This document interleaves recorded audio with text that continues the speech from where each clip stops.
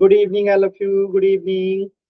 तो जैसा कि आप सभी बच्चों को पता है कि हम लोग क्लास 10th का विषय गणित और chapter 3 pair of linear equation in two variables, ठीक है, दो चर वाले रैखिक समीकरण युग्म में पढ़ रहे थे। और इसमें हमने लास्ट क्लास में पढ़ा था कि एक रैखिक समीकरण युग्म का व्यापक रूप क्या होता है। मैं एक बार लिख देता हूं, a1x plus b1y plus c1 equal to 0 और a2x plus b2y plus c2 equal to 0। ये हमारा जो है क्या होता है, एक रैखिक समीकरण युग्म का जो है व्यापक रूप होता है। ठीक है, तो इसी को हमने जो है लास्ट क्लास में पढ़ा था। तो इसी पे आधारित एक सिंपल सा क्वेश्चन है आपके सामने, सभी बच्चे सॉल्व करेंगे और इसका पोल सेक्शन में आंसर करेंगे। यानी यहाँ पे आपको b1 और b2 का मान ज्ञात करना है। तो ये b1 b2 क्या होता है, तो हम इससे तुलना करेंगे, a1x plus b1y plus c1 equal to 0। ऐसे ही a2x plus b2y plus c2 equal to 0। ठीक है, अब इससे हम तुलना करेंगे, इसका इससे तुलना करेंगे, इसका इससे तुलना करेंगे। तो हमें देखना है कि b1 के जगह पे क्या आएगा और b2 के जगह पे क्या आएगा, क्योंकि b1 और b2 पूछा गया है कि इस समीकरण के हिसाब से क्या होगा। तो पोल सेक्शन में सभी बच्चे कोशिश कीजिए इस प्रश्न का आंसर करने के लिए। ठीक है, पोल सेक्शन में जो है कोशिश करना है इस प्रश्न का आंसर करने के लिए। चलिए ध्यान से देखिएगा प्रश्न को, आप पोल सेक्शन में आंसर करना है।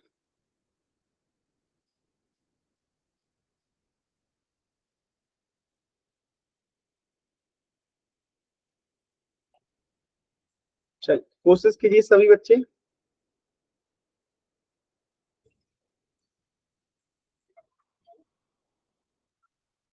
कोशिश कीजिए सभी बच्चे, कोशिश कीजिए।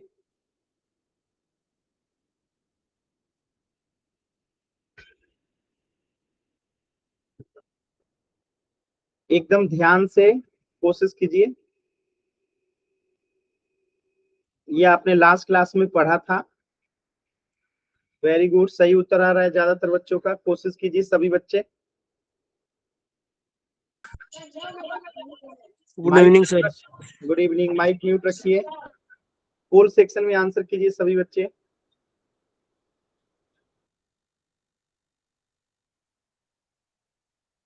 b1 और b2 का जो है मान आपको बताना है। माइक म्यूट कीजिए।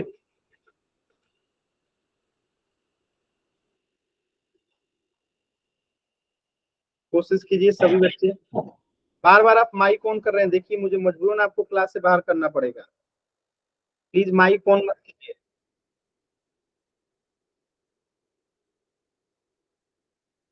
सॉल्व कीजिए। वेरी गुड, एकदम सही उत्तर आ रहा है सभी बच्चों का। सभी बच्चे कोशिश कीजिए।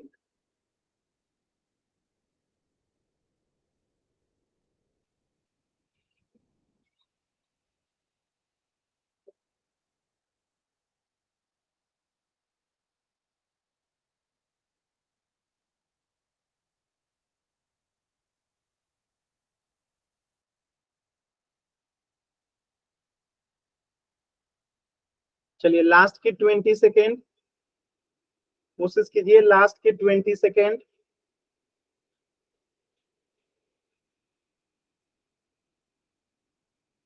लास्ट के 20 सेकेंड।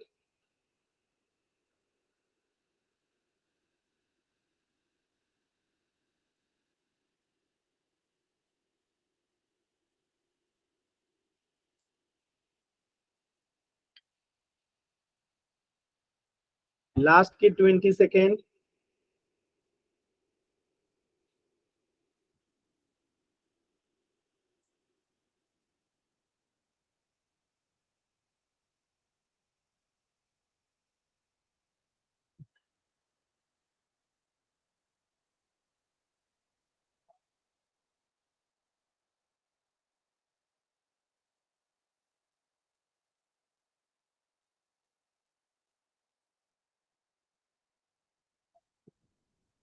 लास्ट के 10 सेकेंड। 10,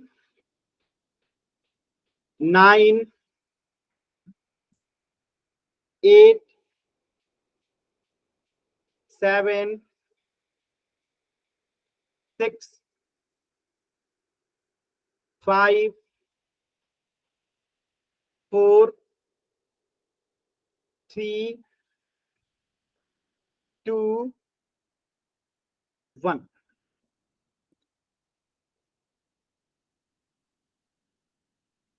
देखिए बहुत सिंपल क्वेश्चन था। यहाँ पे आपको दिख रहा है y का जो कोफिशिएंट है क्या है, -3 है। तो यहाँ पे b1 y का ही कोफिशिएंट है, तो y का कोफिशिएंट क्या है, -3, यानी कि b1 क्या हो जाएगा, -3। और यहाँ पे देखिए y का कोफिशिएंट क्या है, +7। और यहाँ पे b2 y का कोफिशिएंट है, तो यानी b2 क्या हो जाएगा, +7। तो आंसर क्या हो गया, ऑप्शन बी। क्लियर है सभी बच्चों को? एकदम सिंपल और आसान क्वेश्चन था। बताइएगा सभी बच्चे, क्लियर है? एक बार y टाइप करके बताइए सभी बच्चे, क्लियर है?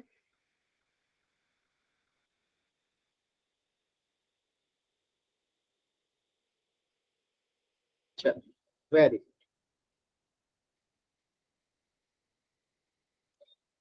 इस प्रश्न का उत्तर हो जाएगा ऑप्शन बी। चलिए नेक्स्ट प्रश्न कीजिएगा।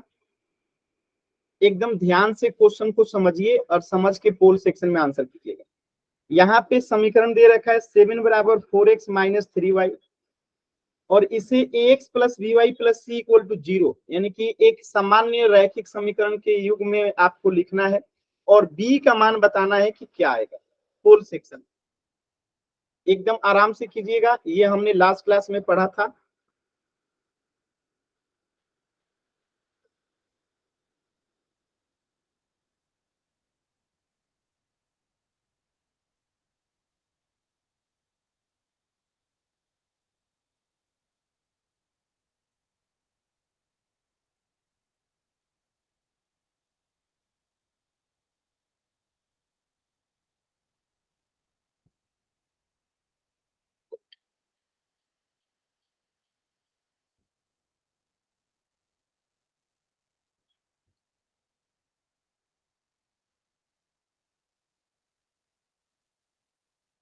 कोशिश कीजिए सभी बच्चे, कोशिश कीजिए।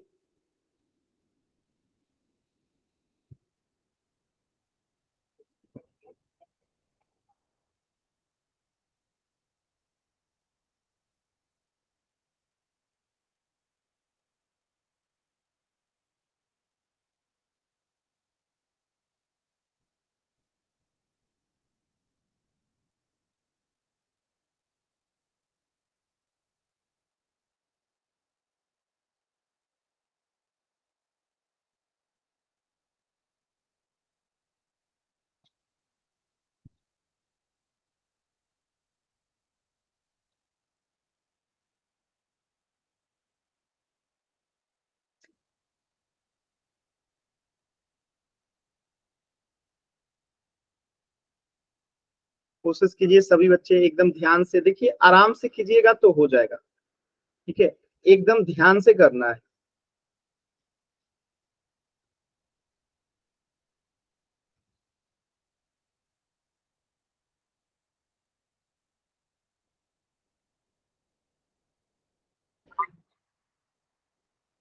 चल लास्ट के 10 सेकेंड, लास्ट के 10 सेकेंड।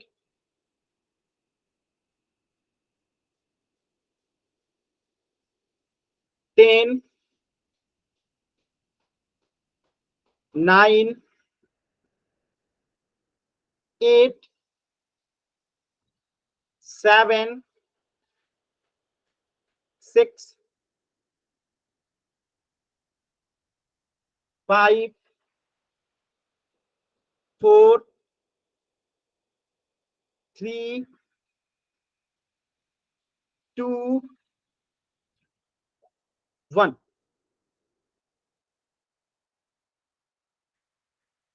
यहाँ पे आप देखिए, जब हम इसको जनरल फॉर्म में लिखेंगे तो 7 इधर आएगा तो माइनस हो जाएगा। तो जनरल फॉर्म क्या हो जाएगा, 4x माइनस 3y माइनस 7। और जब हम इसको तुलना करेंगे किससे, ax plus B Y plus C equal to 0 से, तो आप ही बताइए यहाँ पे b बराबर क्या आएगा? b बराबर -3 आ रहा है, तो आंसर क्या होगा? b बराबर -3। क्लियर है सभी बच्चों को? बताइएगा। क्लियर है सभी बच्चों को? एक बार जल्दी से वाई टाइप कर दीजिए। Yes sir. अगला प्रश्न करें। Yes sir. चल, तो इस प्रश्न का उत्तर हो जाएगा ऑप्शन सी। अगला प्रश्न कीजिए, क्वेश्चन नंबर 7।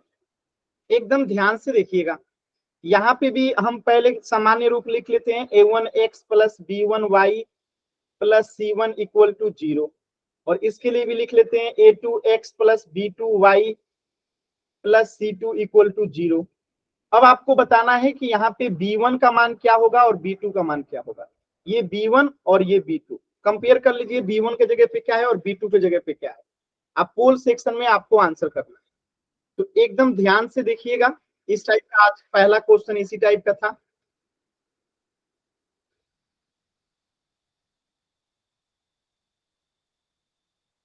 चल, सभी बच्चे कोशिश कीजिए।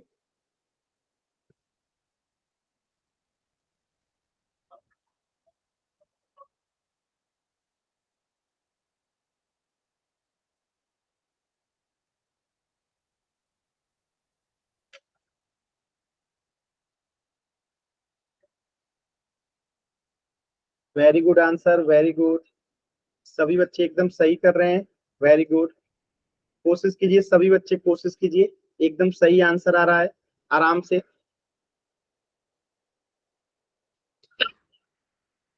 कोशिश कीजिए सभी बच्चे,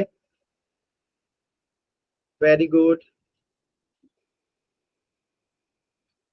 एकदम सही उत्तर आ रहा है सभी बच्चों का, कोशिश कीजिए।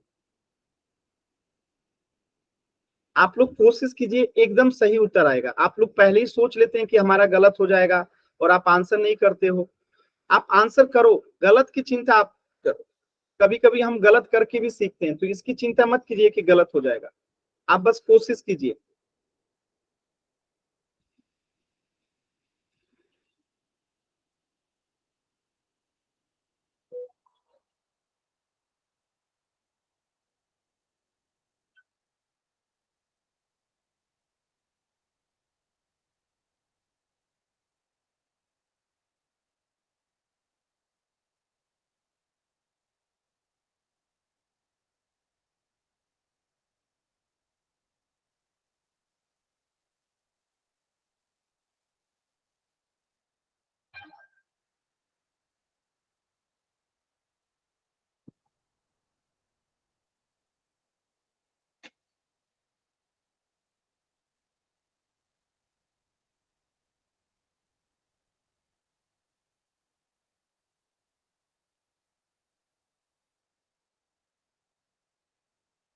कोशिश कीजिए सभी बच्चे, एकदम ध्यान से, आराम से।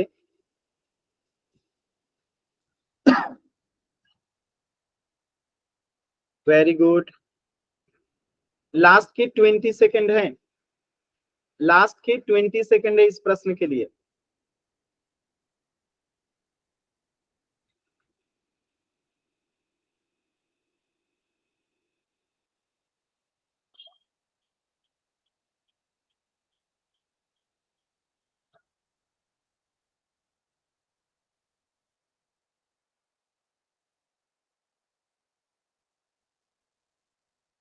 लास्ट के 10 सेकंड। 10, 9, 8, 7, 6, 5, 4, 3, 2, 1।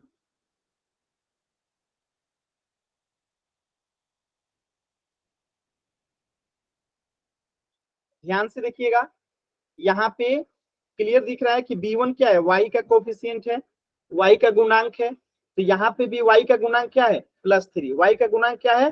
+3। यानी कि b1 का मान कितना हो जाएगा? 3। और यहाँ पे b2 का गुणांक क्या है? b2। यानी कि यहाँ पे y का गुणांक क्या हो जाएगा -7, तो ये b2 का हो जाएगा -7।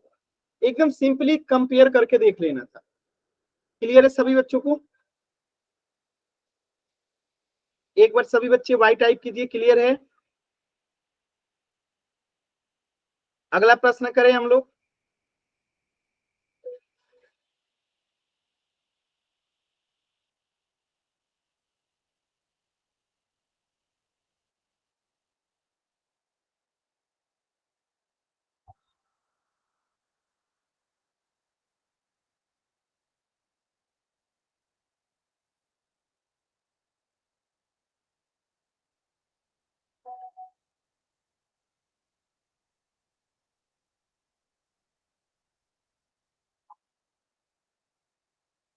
क्लियर है?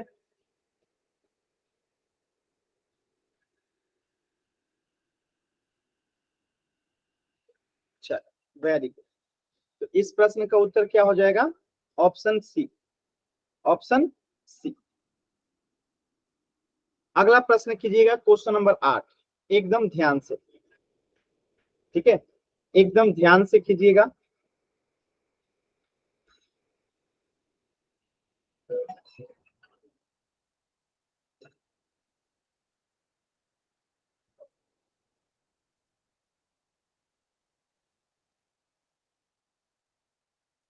चलिए एकदम ध्यान से कोशिश कीजिए।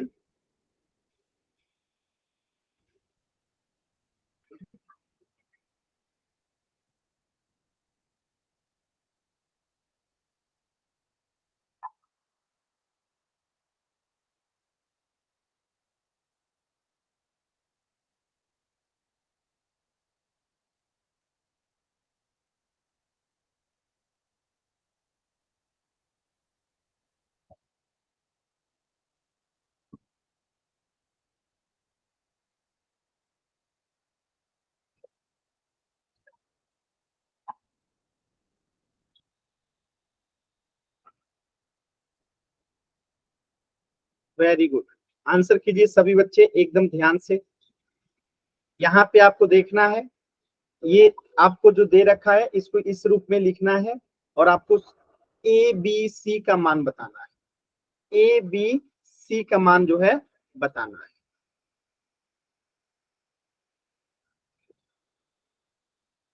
कोशिश कीजिए सभी बच्चे।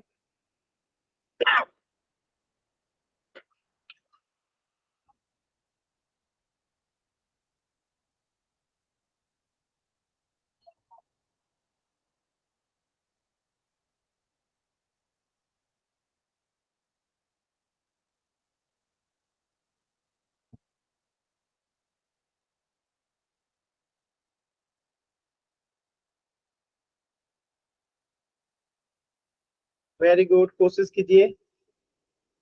20 सेकेंड का समय है। 20 सेकेंड का समय है, एकदम ध्यान से कॉपी कीजिएगा, कोशिश कीजिएगा। ठीक है, कोशिश कीजिए एकदम ध्यान से।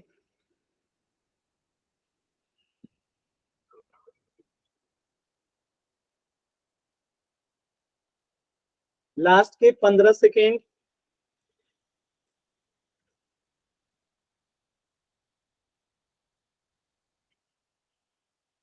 लास्ट के 10 सेकेंड। 10, 9, 8, 7, 6, 5, 4, 3, 2, 1।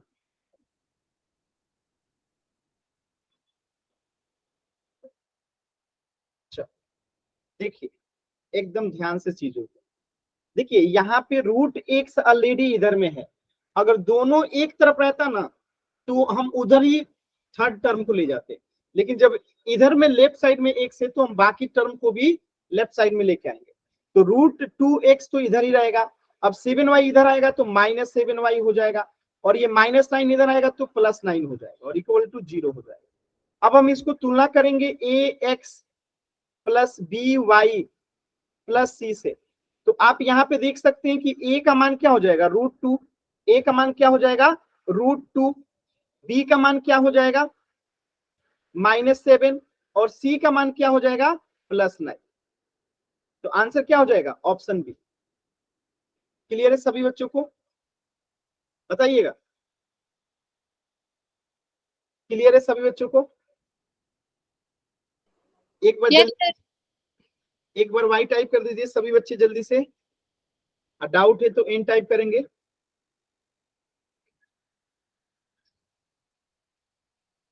चल, वेरी गुड। तो इस प्रश्न का उत्तर हो जाएगा ऑप्शन बी। अब चलिए आपका अगला कंसेप्ट है संगत और असंगत रैखिक समीकरण युग्म, यानी consistent and inconsistent pair of linear equation. कैसे इसको पहचानेंगे?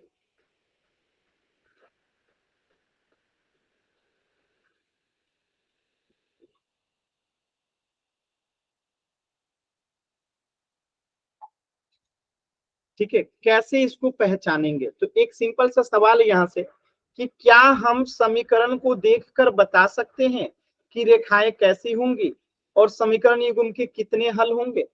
ये आपसे एक छोटा सा सवाल पूछा जा रहा है, तो आपका जवाब होगा कि यस, हम बता सकते हैं। कैसे? तो चलिए सीखते हैं। तो हमारा तो रैखिक समीकरण युग्म का जनरल फॉर्म आपको याद है, a1x plus b1y plus c1 equal to 0, a2x plus b2y plus c2 equal to 0। ये जनरल फॉर्म है। ठीक है, अब यहाँ पे आपको ध्यान देना है कि अगर ऐसे कोई समीकरण आ जाए तो हम उसको देख के कैसे बता सकते हैं कि वो संगत होगा कि असंगत होगा। तो तीन कंडीशन होता है, तीनों कंडीशन को मैं 1 बाई 1 बताता हूं। ठीक है, अगर यहां पे ध्यान से देखिएगा, अगर a1 बट्टा a2 बराबर नहीं है b1 बट्टा b2 के, ठीक है, तो हम कहेंगे इसके सिर्फ एक सोल्यूशन होगा। ठीक है, सिर्फ एक सोल्यूशन होगा। अगर a1 बट्टा a2 b1 बट्टा b2 और c1 बट्टा c2 तीनों बराबर होगा, तो इसे हम कहेंगे क्या कि अनेक हल होगा। क्या होगा? अनेक हल होगा। ठीक है, और एक तीसरा कंडीशन भी होता है कि अगर ये स्टार्टिंग के दोनों बराबर हो, यानी कि a1 बट्टा a2 बराबर है b1 बट्टा b2 के, लेकिन c1 बट्टा c2 के बराबर नहीं है, तो तीनों कंडीशन में क्या होता है कि इसके सिर्फ एक हल होते हैं, सिर्फ एक हल, और इसके जो हो जाएंगे अनेक हल, और इसके क्या हो जाएंगे कोई हल नहीं। तो ये तीन कंडीशन किसी भी तरीके से आप कोई भी समीकरण दे देगा, समीकरण युग्म, तो आप देख के बता सकते हैं कि इसके एक हल होंगे कि अनेक हल होंगे कि कोई हल नहीं होगा। तो ध्यान रखिएगा, ये दोनों जो कंडीशन होता है ये संगत होता है, ये दोनों कंडीशन क्या होता है संगत होता है, और ये अकेला एक कंडीशन होता है जो असंगत होता है। तो जब भी अगर ये वाला कंडीशन आया तो हम उसे क्या कहेंगे कि इसका कोई हल नहीं है और ये असंगत है। लेकिन जब भी आपको ये कंडीशन मिले तो हम कहेंगे इसके अनेक हल होगा और ये संगत होगा, और इसका सिर्फ एक हल होगा और ये भी संगत होगा। तो क्या इतनी बात आप सभी बच्चों को समझ में आया? बताइएगा, क्या आप सभी बच्चों को इतनी बात समझ में आया? अब हम एक एग्जाम्पल से देखते हैं, क्या आप सभी बच्चों को इतनी बात समझ में आया? आया? Yes sir. चल, अब एक क्वेश्चन है, एकदम ध्यान से समझिएगा। यहाँ पे एक क्वेश्चन है, अब आपको यहाँ पे चेक करना है। तो अगर मैं इसको तुलना करूं a1x plus b1y plus c1 equal to 0 से, इस वाले को अगर कंपेयर करूं और नीचे वाले को अगर कंपेयर करूं a2x plus b2y plus c2 equal to 0 से, तो आप मेरे सवाल का आंसर बता दीजिए a1 बट्टा a2 कितना आएगा? a1 बट्टा a2 कितना आएगा? तो यहाँ पे a1 कितना है 2 है, और a2 कितना है 4 है। तो अगर इसको हम काट देंगे तो 2 एकम 2, 2 दूनी 4, यानी 1 बट्टा 2 आ गया। अब अगर हम बात करें B1 बट्टा B2 का, तो ये है रहा आपका B1, ठीक है, और ये रहा आपका B2। तो अगर हम B1 बट्टा B2 निकालते हैं तो B1 कितना है 4 और B2 कितना है 3, यानी कि ये क्या हो गया A1 बट्टा A2 जो है आप यहाँ पे देख सकते हैं कि बराबर नहीं है B1 बट्टा B2 के। तो इस कंडीशन में हम क्या कहेंगे कि ये संगत है। क्या है? संगत है। और सिर्फ एक हल है, सिर्फ एक हल है। क्या आपको बात समझ में आया? बताइएगा सभी बच्चे, क्या आप सभी बच्चों को ये बात समझ में आया?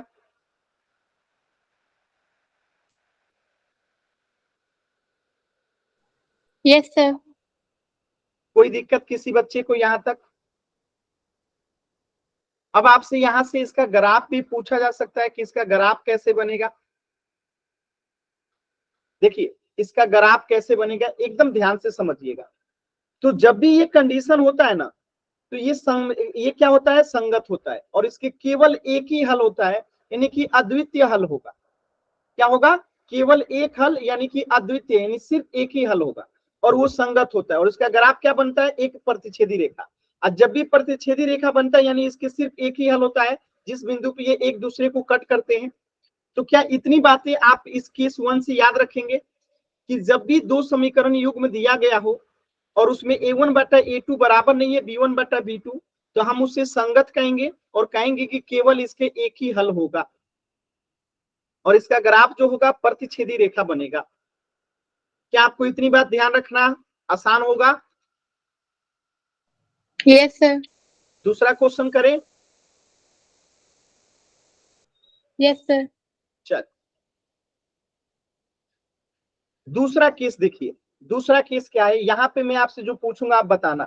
अगर मैं इसको कंपेयर कर दूं A1x plus B1y plus C1 equal to 0 से, इसको इससे तुलना करना है। और A2x plus B2y plus C2 equal to 0 से अगर हम इसको तुलना कर दें, तो आप मुझे बस जो पूछूंगा मैं उसका आंसर बताइएगा। A1 बट्टा A2 कितना आएगा? तुलना करके देखिए तो A1 बट्टा A2 कितना आ जाएगा? तो A1 हो गया यहाँ पे 2, और A2 कितना हो जाएगा 4। अगर इसको हम काटेंगे तो 2 एकम 2, 2 दूनी 4, कितना आ जाएगा 1 बट्टा 2। अब देखिए हम B1 बट्टा B2 निकालते हैं। B1 बट्टा B2, तो B1 कितना हो जाएगा 8, अब B2 कितना हो जाएगा 16। अब इसको हम काटेंगे तो 8 एकम 8, 8 दूनी 16, यानी 1 बट्टा 2। अब C1 बट्टा C2 निकालिए, तो C1 कितना है आपका 4 और C2 कितना है 8, यानी कि 4 बट्टा 8। और जब इसको काटेंगे तो 4 एकम 4, 4 दूनी 8, यानी 1 बट्टा 2। तो इस कंडीशन में आप देख सकते हैं कि A1 बट्टा A2, B1 बट्टा B2 और C1 बट्टा C2 है। तो इस कंडीशन में क्या होता है? तो इस कंडीशन में होता है आपका क्या, याद रखिएगा कि इसके अनेक हल होते हैं। कितने हल होते हैं? जब भी ये कंडीशन होता है इसके अनेक हल होते हैं, और ये भी संगत ही होता है। तो संगत दोनों होगा, पिछला वाला जो प्रतिच्छेद करता है और जो संपाती होता है, इसका ग्राफ एक रेखा के ऊपर दूसरी रेखा बनती है, जिसे आप लोग पढ़ चुके हैं। तो इसका युग्म कैसा होगा? संगत होगा, और इसके अनेक हल होंगे। तो क्या ये दूसरा कंडीशन आपको याद हुआ सभी बच्चे? यस। अब हम तीसरा कंडीशन देखें। Yes sir. चल तीसरा कंडीशन देखिए, इसको भी हम कंपेयर कर देते हैं। A1x plus B1y plus C1 equal to 0, और इसे कंपेयर कर देते हैं A2x plus B2y plus C2 equal to 0। चलिए अब आप लोग को बताना है A1 बट्टा A2 कितना है, यहाँ पे बताइए निकाल के तुमान। A1 बट्टा A2 कितना आ रहा है? 1/2। सभी बच्चे बताएंगे जल्दी से। A1 बट्टा A2 यहाँ पे कितना आ रहा है?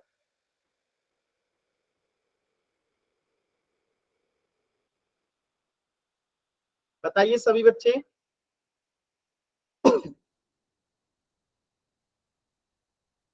बताइए 1/2। Very good. 2/4 होगा, यहाँ पे A1 2 और A2 4। तो 2/4 कट के कितना हो जाएगा 1/2। अब b1 बट्टा b2 निकालते हैं, तो b1 कितना हो जाएगा 8, अब b2 कितना हो जाएगा 16, कट के कितना हो जाएगा 1/2।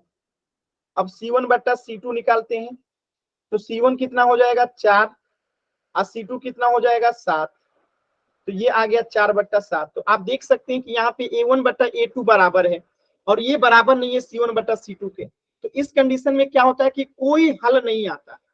क्या होता है, कोई हल नहीं आता है और ये असंगत होता है और इसका ग्राफ क्या बनता है, समानांतर बनता है। तो ये 3 कंडीशन ही होता है और ये 3 कंडीशन आपको याद रखना है। तो मैं तीनों कंडीशन को एक बार आपको रिवाइज करा देता हूं। यहाँ पे देखिए कि जब ये कंडीशन आएगा तो इसका आंसर हमेशा क्या होगा, केवल एक हल यानी कि अद्वितीय हल। और जब ये कंडीशन आएगा तो इसका आंसर क्या होगा, अनेक हल, अनेक हल। और जब ये कंडीशन दिखेगा तो हम क्या कहेंगे कि कोई हल नहीं। यानी जब a1 बटा a2 बराबर नहीं है b1 बटा b2 के, तो कहेंगे कि अद्वितीय हल यानी सिर्फ एक ही हल होगा। और जब ये तीनों बराबर हो जाए यानी a1 बटा a2 बराबर b1 बटा b2 बराबर c1 बटा c2, तो आप क्या कहेंगे कि इसके अनेक हल होंगे। और जब ये कंडीशन आ जाए a1 बटा a2 बराबर b1 बटा b2 not equal to c1 बटा c2, तो आप कहेंगे इसका कोई हल नहीं। क्या ये सभी बच्चों को क्लियर है, बताइएगा। Yes, sir. किसी बच्चे को कोई डाउट है यहां तक, क्वेश्चन करें हम लोग, क्वेश्चन करें इस पे। तो ये कंडीशन तीनों याद रहेगा ना कि ये जब भी कंडीशन दिखेगा, ये वाला कंडीशन दिखेगा तो क्या कहेंगे, केवल एक हल। और जैसे ये वाला कंडीशन दिखेगा तो कहेंगे अनेक हल, और ये वाला कंडीशन दिखेगा तो कहेंगे कोई हल नहीं। ये तीनों कंडीशन याद हुआ कितने बच्चों को, स्क्रीनशॉट ले लीजिएगा। कितने बच्चों को याद हो गया, हो गया सर याद। हो गया ना। तो क्वेश्चन दे पहला। चलिए पहला क्वेश्चन आपके सामने है, सभी बच्चे ध्यान से देखिएगा। ये रहा, तीनों अगर बराबर होता है तो क्या होता है, आपके हरियाणा बोर्ड में पूछा गया है कि a1 बट्टा a2 बराबर b1 बट्टा b2 बराबर c1 बट्टा c2 होता है तो क्या होता है। आपके बोर्ड एग्जाम में पूछा गया है, देखिए कितना आसान क्वेश्चन। अभी अभी बताया जब तीनों बराबर होता है तो क्या होता है। चलिए सभी बच्चे इसको कीजिएगा पोल सेक्शन में आंसर।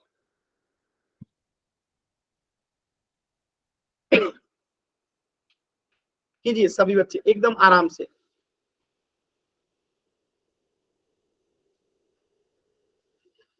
जब तीनों बराबर होता है तो क्या होता है, अभी अभी बताया था और कहा भी था कि याद कर लीजिए।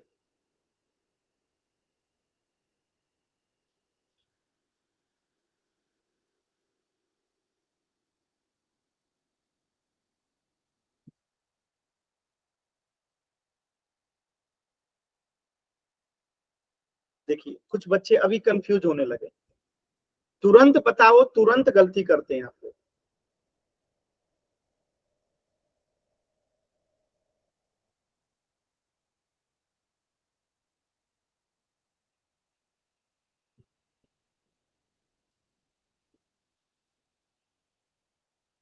कोशिश कीजिए सभी बच्चे, कोशिश कीजिए एकदम आराम से।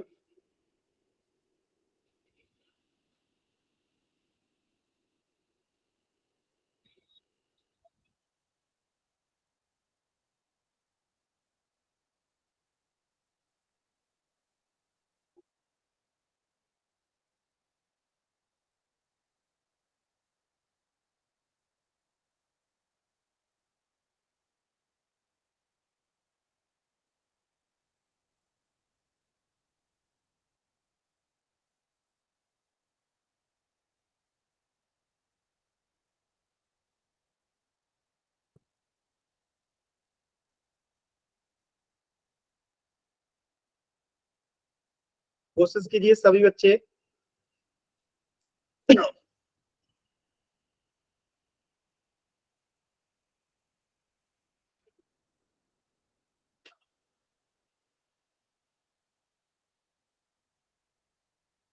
Very good.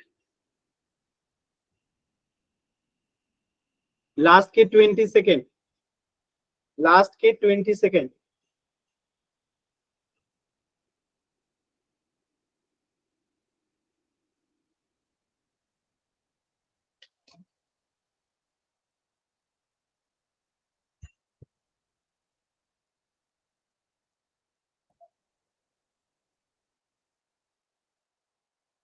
लास्ट के 10 सेकेंड।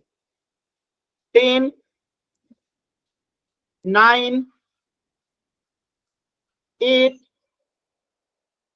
7, 6, 5, 4, 3, 2, 1। देखिए एकदम आसान क्वेश्चन था। तुरंत अभी अभी मैंने यहाँ पे आप लोगों को बताया था कि जब भी तीनों बराबर होता है, जब भी तीनों बराबर होता है तो उसके अपरिमित रूप से अनेक हल होते हैं। देखिए जब भी तीनों बराबर होगा उसके अनेक हल होते हैं। और सेम क्वेश्चन यहाँ पे पूछ लिया गया कि तीनों बराबर है तो क्या होंगे, अपरिमित रूप से अनेक हल होंगे। क्लियर है सभी बच्चों को? एक बार जल्दी से वाई टाइप कीजिए। क्लियर है? चलिए अगला प्रश्न कीजिएगा। तो इसका आंसर क्या हो जाएगा? Option C. अगला प्रश्न कीजिएगा। अब देखिए A1/A2 बराबर नहीं है B1/B2 के, तो इसके कितने हल होंगे, ये वाला भी आप लोगों को मैंने बताया था। चलिए एकदम ध्यान से कीजिएगा, जल्दबाजी नहीं है।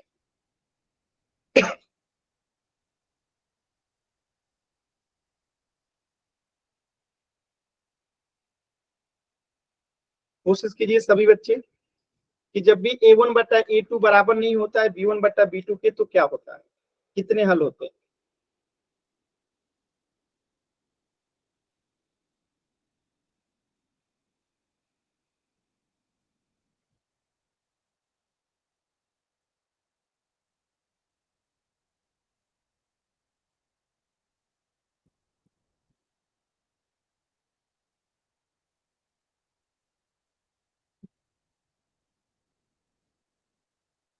एकदम सही उत्तर आया है। जिन बच्चों ने आंसर किया है सबका एकदम सही है, एक भी बच्चे का आंसर गलत नहीं है। जल्दी से सभी बच्चे उत्तर कीजिए।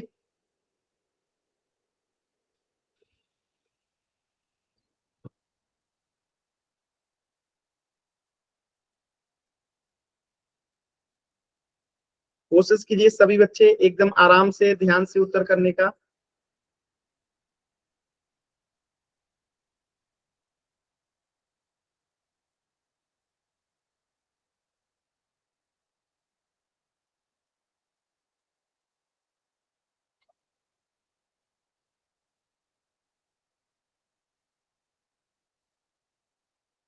कोशिश कीजिए। लास्ट के 30 सेकेंड। सभी बच्चे कोशिश कीजिए, लास्ट के 30 सेकेंड।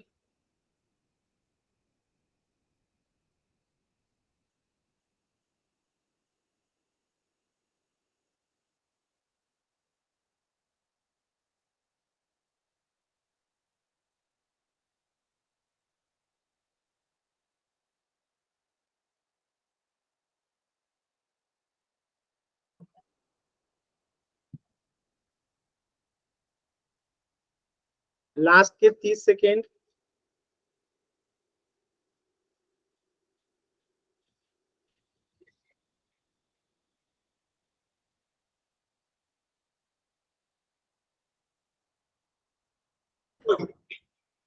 Twenty second.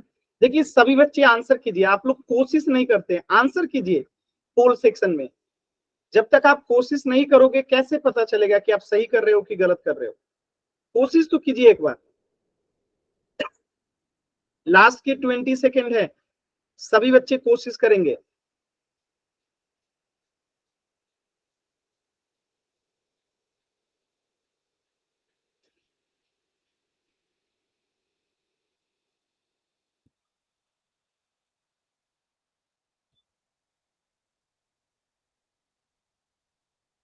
लास्ट के 10 सेकेंड। 10, 9, 8, 7, 6, 5, 4, 3, 2, 1। देखिए एकदम आसान सवाल था। अभी अभी आपने यहाँ पे ये कंडीशन देखा था, ठीक है, कि जब a1 बटा a2 बराबर नहीं होता है b1 बटा b2 के, तो केवल एक हल होता है, यानी कि अद्वितीय हल होता है। अभी अभी आपने ये कंडीशन पढ़ा था, और जो क्वेश्चन पूछा गया है वो इसी पे आधारित है। देखिए a1 बटा a2 बराबर नहीं है, यानी कि इसके अद्वितीय हल होंगे। ठीक है, क्या होंगे? अद्वितीय हल होंगे। क्या आपको बात समझ में आया सभी बच्चों को? बताइए सभी बच्चे, क्लियर है?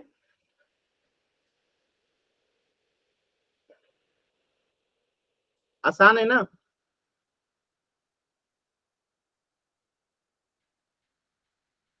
Yes sir.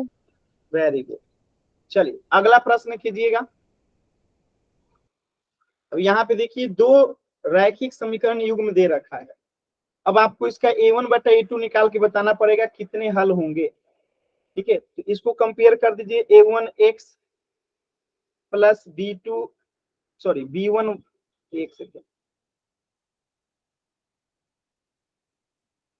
इसको कंपेयर कर लीजिए a1x plus b1y plus c1 equal to 0 से, और इसे कंपेयर कर लीजिए a2x plus b2y plus c2 equal to 0 से। और अब देखिए अद्वितीय हल के लिए क्या आना चाहिए, a1 बट्टा a2 equal to not b1 बट्टा b2 आना चाहिए। और इसके लिए क्या आना चाहिए कि तीनों जो है, दो जो है बराबर होना चाहिए, और तीसरा बराबर नहीं होना चाहिए। और इसके लिए क्या कंडीशन होता है कि तीनों बराबर होना चाहिए। तो देखिए इसमें चेक करके कि क्या कंडीशन आ रहा है, वही आपका आंसर होगा। ठीक है, कंपेयर करके देखिए और पोल सेक्शन में आंसर कीजिए एकदम आराम से।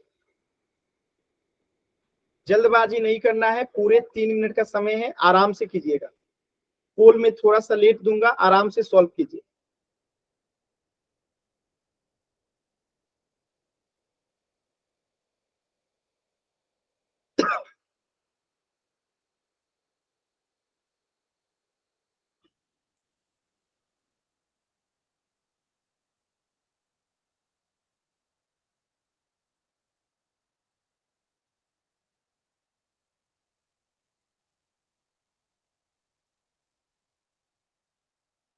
कोशिश कीजिए सभी बच्चे, कोशिश कीजिए।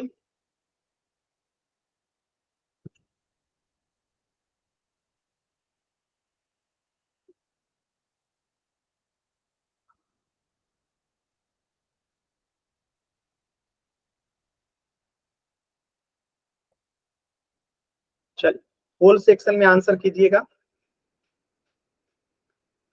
इसके कितने हल होंगे।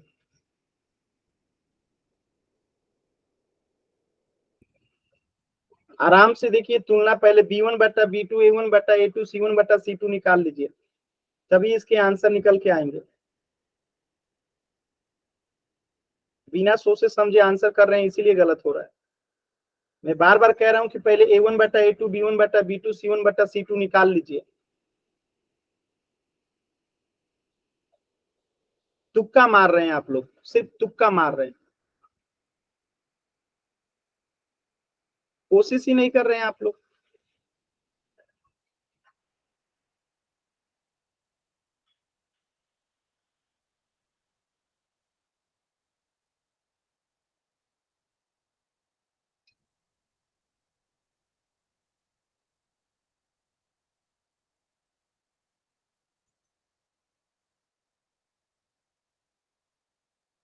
लास्ट के 40 सेकेंड, कोशिश कीजिए।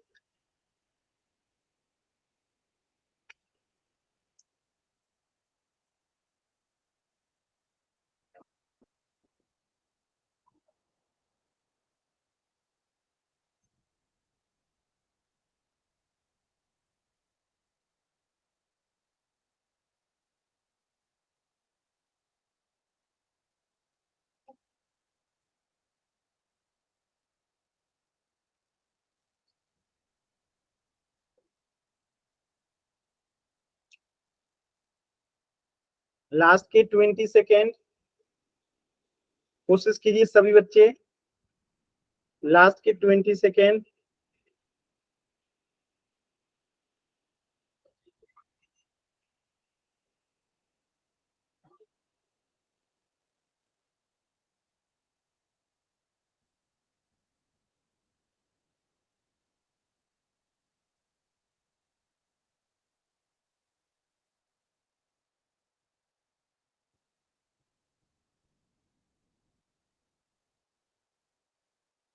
लास्ट के 10 सेकेंड।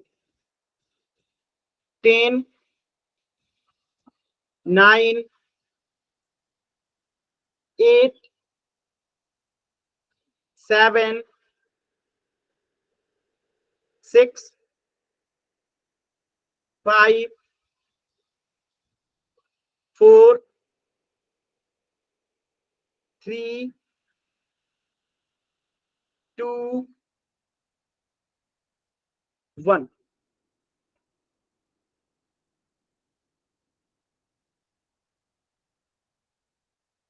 देखिए यहां से अगर हम देखेंगे तो A1 क्या हो जाएगा 6, A2 क्या हो जाएगा 2। तो A1 बटा A2 क्या हो गया, कट के 2 3 6, यानी कि A1 बटा A2 जो हो गया कितना आ गया, 3 आ गया। अब हम निकालते हैं B1 कितना है -3 बट्टा, अब B2 कितना है, यहाँ पे कुछ नहीं है तो 1, यानी कि 1, यानी ये भी आ गया -3। ठीक है, ये भी क्या आ गया -1 कट के ये भी +3 हो गया, सॉरी। तो A1 बट्टा A2 और B1 बट्टा B2 यहाँ पे क्या हो गया, बराबर हो गया, +3 और +3। अब C1 बट्टा C2, तो C1 10 है और C2 कितना है 9 है, यानी कि ये अलग है। यानी कि यहाँ पे आप कौन सा कंडीशन देख रहे हैं कि A1 बट्टा A2 बराबर है, लेकिन ये C1 बट्टा C2 के बराबर नहीं है, यानी इसका कोई हल नहीं होगा। इसका आंसर क्या आएगा, ऑप्शन बी। क्या आप सभी बच्चों को ये बात समझ में आया?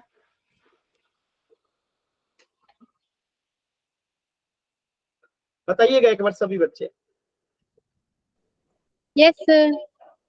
किसी बच्चे को कोई डाउट है तो इस प्रश्न का उत्तर हो जाएगा ऑप्शन बी, कोई हल नहीं होगा।